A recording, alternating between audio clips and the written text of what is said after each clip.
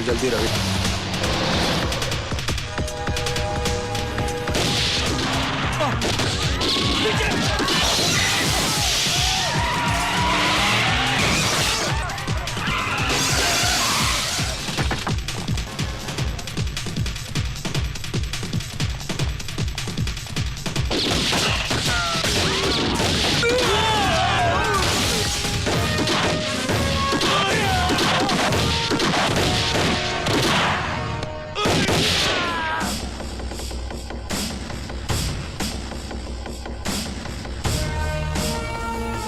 मैंने कहा था ना वकील, मैं तुझे जिंदा नहीं छोड़ूंगा। नहीं करण, मार डालो मुझे।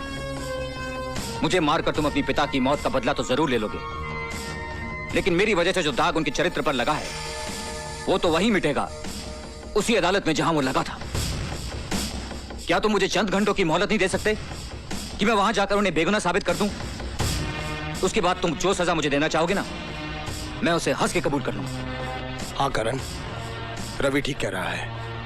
यह अदालत में उन्हीं लोगों का भांडा फोड़ने जा रहा है जो तुम्हारे पिता की मौत के भी जिम्मेदार हैं, और वो लोग इसे अदालत तक पहुंचने नहीं दे रहे।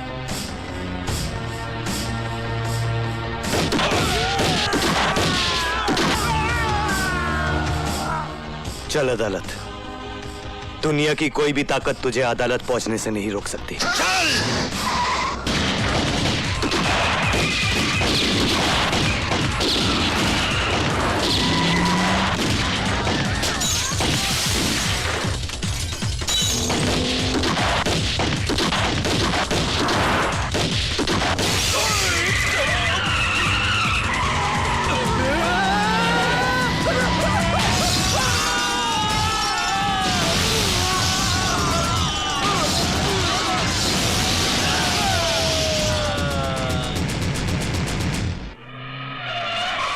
जल्दी। बस बस बस, रुक जाओ रवि बाबू, रुक जाओ। यहाँ तक आ गए, बहुत आ गए। अब इस रेखा को मत लांघना। एक रेखा ही तो लांगी थी सीता मैया ने। आधी रामायण दुखों में गुजर गई। तुम्हारी तो वैसे ही कष्टों में कट रही है, काहे को और दुखों को न्योता देते हो? हाँ लाओ, मुझे दे दो, लाओ। बात रामायण की करते हो और इतना भी नहीं जानते कि जब रावण को जलाया जाता है तो उसके साथ साथ कुंभकर्ण और मेघनाथ भी चलकर खाक हो जाते हैं। पता था मुझे, पहले से ही पता था कि अच्छी तरह से समझाने पर भी नहीं ना समझेंगे आप, इसलिए दूसरा बंदोबस्त भी किया हुआ है। हेलो, लीजिए सुनिए, अपनी पूजा बिटिया की प्यारी प्यारी आवाज सुनिए, सुनो। हेलो बेटा। छोड़ बच्ची को, कभी नहीं, अगर बच्ची को कुछ हो गया तो छोड़ूंगी नहीं मैं तेरे को। पूजा, आई शाबाश। पूजा रोती नहीं। अब यूँ समझ लो कि अदालत में जाके आपने बैग खोला नहीं, कि आपकी पूजा बिटिया आई है।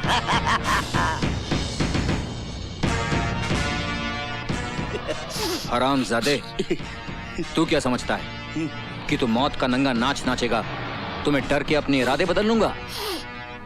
You bastard. जल्दी। नहीं,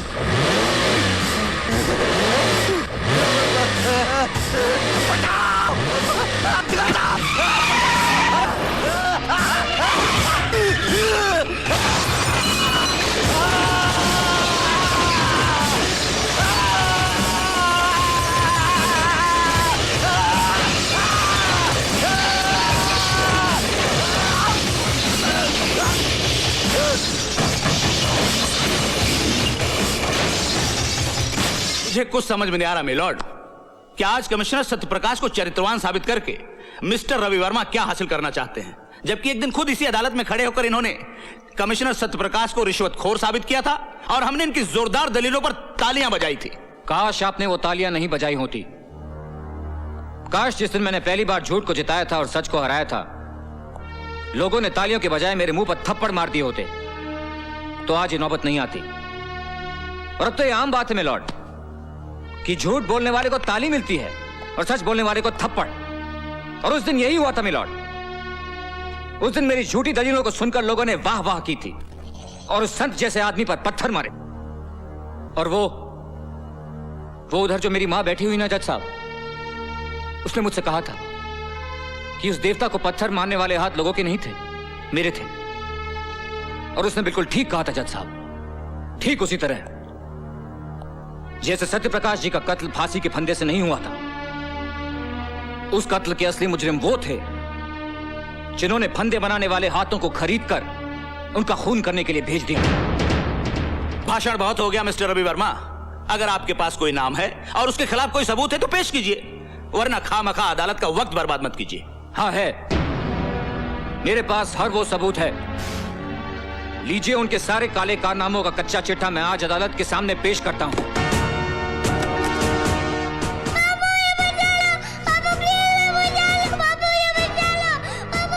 रवि, क्या बात है? कुछ नहीं, सोच रहा हूं धर्म, इंसाफ और सच्चाई की लड़ाई में गुरुओं ने भी अपने बच्चों को कुर्बान कर दिया था। देखता हूं आज उसकी अदालत में मेरी कुर्बानी क्या रंग लाती है।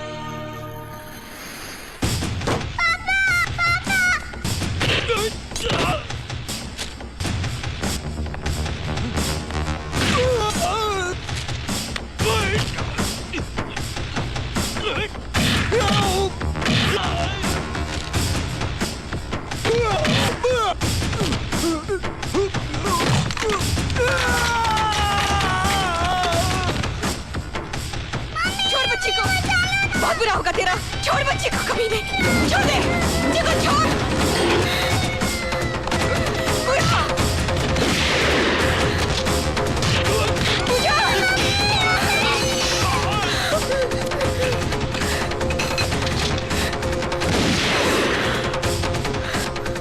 बच्ची को अदालत ले जाओ। यह अदालत शर्मसार है क्योंकि इस अदालत ने कमिश्नर सत्य प्रकाश जैसे नेक, सच्चे, ईमानदार इंसान के चरित्र पर दाग लगाया।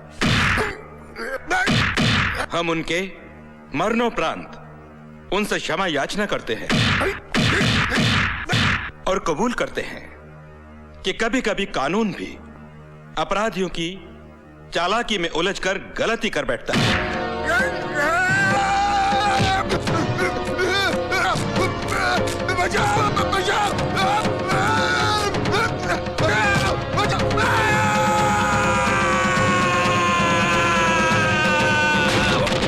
अदालत यह हुक्म जारी करती है कि कमिश्नर सत्य प्रकाश के खून के इल्जाम में तेजेश्वर सिंघाल को फौरन हिरासत में लिया जाए और इन पर बाकी मामलों के मुकदमे चलाए जाएं।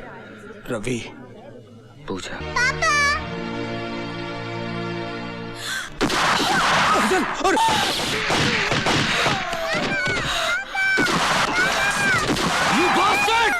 इंस्पेक्टर,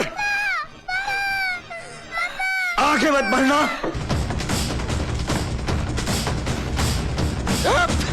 आगे सट जाओ। जाओ।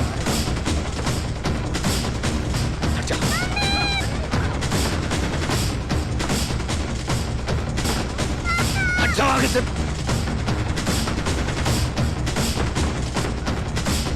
हट जाओ।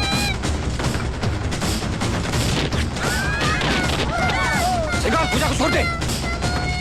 सिंघाल, अपने आप को कानून के हवाले कर दो।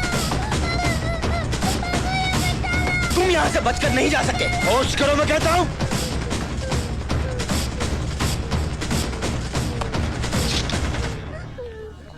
हट जा, हट जा, हट जा, लड़की को गोली मार दूंगा। हट जा।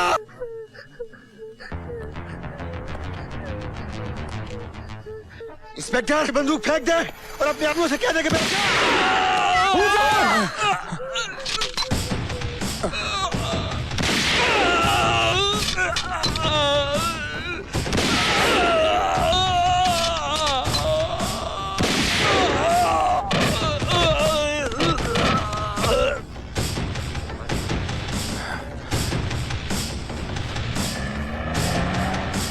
ये लीजिए।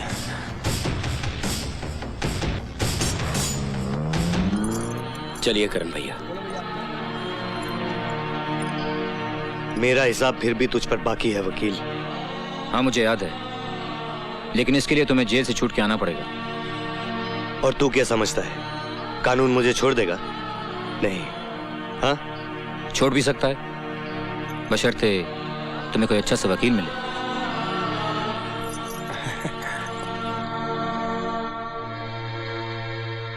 तू लड़ेगा मेरा केस?